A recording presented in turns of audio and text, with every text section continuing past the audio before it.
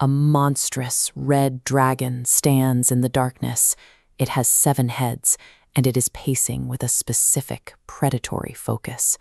The dragon is waiting for a pregnant woman to give birth. It intends to devour her child the very second it arrives. These images from Revelation 12 read like a dark fantasy epic. It raises the question of why a sacred text would use such hallucinatory, bizarre imagery to communicate its message. To find the answer, we have to look at the Apostle John's physical surroundings in the 1st century. He is writing from exile on the rocky, isolated island of Patmos.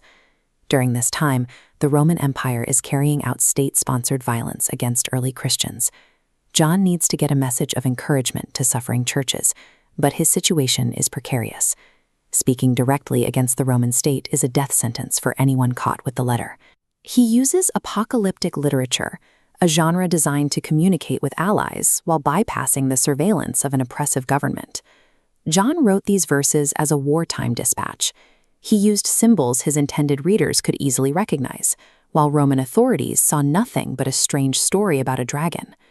This vision provides a specific identification for each of its visual symbols.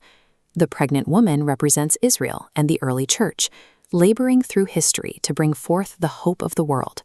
The child is the Messiah, Jesus. In the text, the child is born and immediately taken to God's throne, placing him beyond the reach of the dragon's heads.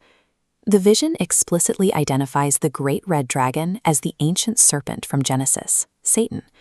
These identifications provide a map of the spiritual conflict occurring behind the scenes of human history.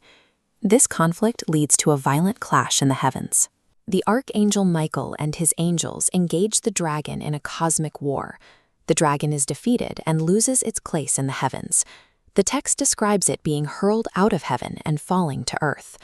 For John's readers, this meant the enemy's ultimate power over their lives had been permanently broken. But if the cosmic war was won, it didn't feel like it on the ground. Why were Christians still being imprisoned and executed in the Roman Empire? John's message explains that the dragon is now trapped on earth, fueling the Roman state's oppression.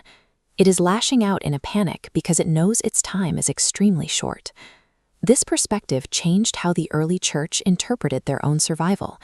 Instead of seeing Roman persecution as a sign of God's absence, they saw it as the proof of the dragon's defeat, the desperate final panic of an enemy that had already lost its place in heaven.